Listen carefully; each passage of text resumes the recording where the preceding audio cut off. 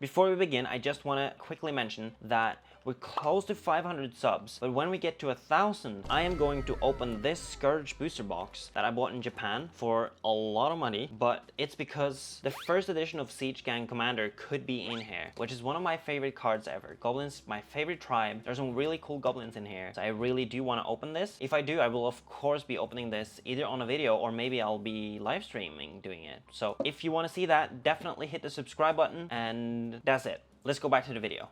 So I am very new to cEDH, but the other day, well actually quite a while ago, I stumbled upon a really cool card that got me thinking, and that was Heartless Hidetsugu, or Hidetsugu? It doesn't really matter. The point is, it goes really fast. I made a casual deck with it and it went really fast. And then I wondered, could I make this into an actual cEDH deck? Because all I would need to do is get it out, give it haste, and get something to double the damage, and I would have won. But then hopefully also not have taken myself out in the same swing. So this deck is super jank, but very fun. As I said, I'm not super experienced in cEDH. I know this deck might not be built perfectly, for sure not compete in a tier 1 meta, not in a tournament meta either. It's way more of a funny haha than anything else, and you will end up stealing a couple of games here and there. It can definitely hang at most tables because of people not really knowing how this deck would play, I think. The goal is to ramp really fast, get haste,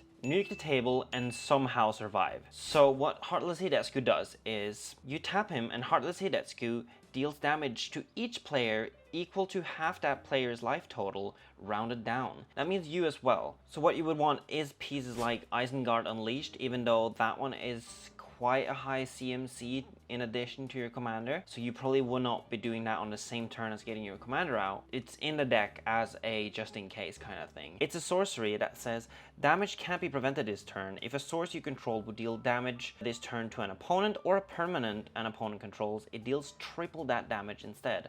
So for you, you would still just lose half your life, but everyone else would take triple that damage. So it would kill them as soon as you tapped your commander. Other ways of doing this, which is more reliable, is Solofin Mayhem Dominus. It says, if a source you control would deal non-combat damage to an opponent or a permanent an opponent controls, it deals double that damage to that player or permanent instead, which is perfect for what we want. It deals double to them and not to you. So next up is another kind of high CMC piece to this puzzle, is an enchantment called Gratuitous Violence. If a creature you control would deal damage to a permanent or player, it deals double that damage to that permanent or player instead. So again, kind of the same thing. It does the same as the other ones. And another card in this deck that do the same kind of thing is Insult and Injury.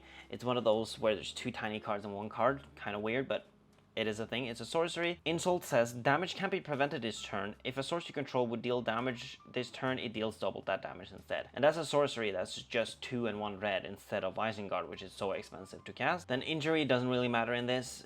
Probably won't be using that. Next up would be how to not take yourself out while you're taking the rest of the table out.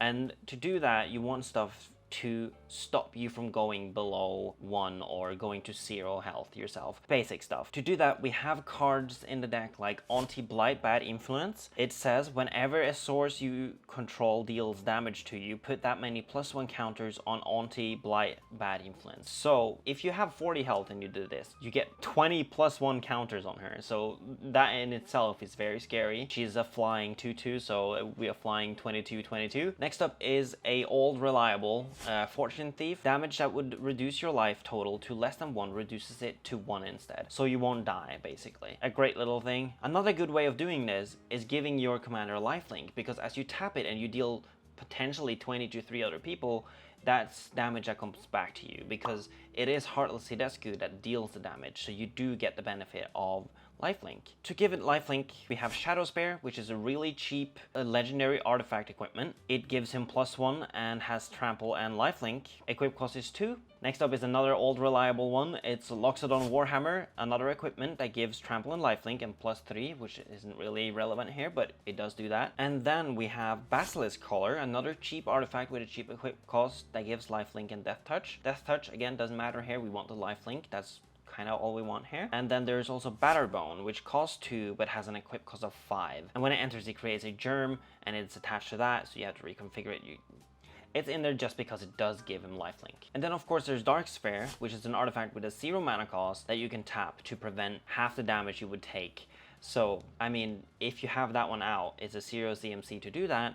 That's a very good way of taking a lot less damage at least, so you can tap him multiple times without it actually affecting you that much. To get him out and also tap him, you would want to give him haste. And to give him haste, there is a bunch of things in this deck to do that. First up is Torch Courier, which is a goblin that has haste, and you can sacrifice him to give another target haste until end of turn. It's a 1 CMC to do that. I figured might as well have it in there. Next up is another 1-drop goblin to give haste. You tap him and target creature gains haste until end of turn. And then we have Generator Servant. It's a 2-drop, and you can tap it to sacrifice it to add 2 mana to your mana pool, and if that mana is spent to cast a creature spell, that creature gains haste until end of turn. So that's a good way of getting it out and then instantly be able to tap him. And another 1-drop to give haste when you tap it is Bloodlust Insider. You just tap him and give him haste, and then you're good. Of course, there's also Anger, but you would have to find a way to get it into your graveyard, which isn't super difficult, but there's that. You do, of course, have artifacts like Boots of Speed, which is great, and you have Lightning Greaves and Swift Foot Boots, of course. I do also have Hell of the Host in here. That way, you could potentially make multiples of him. It would still just chip a little bit and a little bit and then a little bit less. It's not really a win con because you won't take them to 0 with Heartless Hidetsugu, but I mean, you could do that with 3 of them, and if you have a Shock or a Lightning Bolt or similar, I mean, you're still going to be chipping away a lot of health doing this. There is also the possibility that you can untap him and then tap him again right away. And to do that, we have stuff like Umbral Mantle in there, which is an artifact equipment for 3 mana, equip cost 0, equipped creature has 3 and untap. This creature gets +2 until end of turn. So you pay 3 to untap him. He gets stronger, but that's not really what we care about. It's just that we can pay to untap it. And then there is Combat Celebrant, 2 and 1 red, for a 4/1 human warrior that allows you to basically get another combat step, where when you get into that other combat step, you untap everything you have.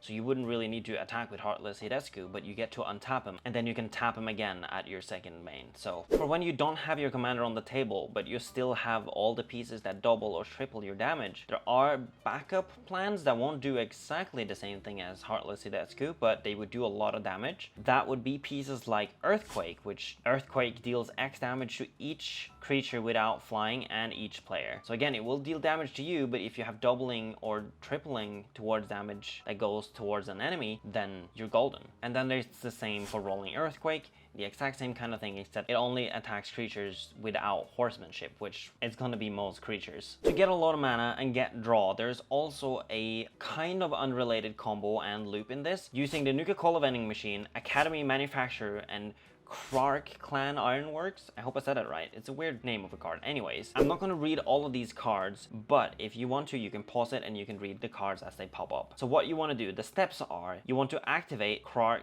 by sacrificing a food, adding 2 colorless, then with your Nuka-Cola vending machine triggering, creating a tapped treasure artifact token, a clue artifact token, and a food artifact token because of Academy Manufacturer. Then you repeat that, and once you have infinite mana, you may instead sacrifice the foods to their own abilities or sacrifice the clues to their abilities, giving you infinite card draw, infinite clue tokens, infinite colorless mana, infinite draw triggers, infinite life gain triggers, infinite tap treasure tokens as well. It's a really good loop to have in there. I think it doesn't really do much for a win con, but it gives you the draw to potentially get the pieces that would double or triple the damage at least, which is something. With this deck being so dependent on very few pieces, there is also stuff that would allow you to draw a whole new hand, like Wheel of Misfortune or Wheel of Fortune. There are also some counters and redirection spells in here. There is some removal. There are also a lot of ramp in there, because it is a cEDH deck. So you will have Mana Creep, Mana Vault, a Jeweled Lotus, and some other stuff.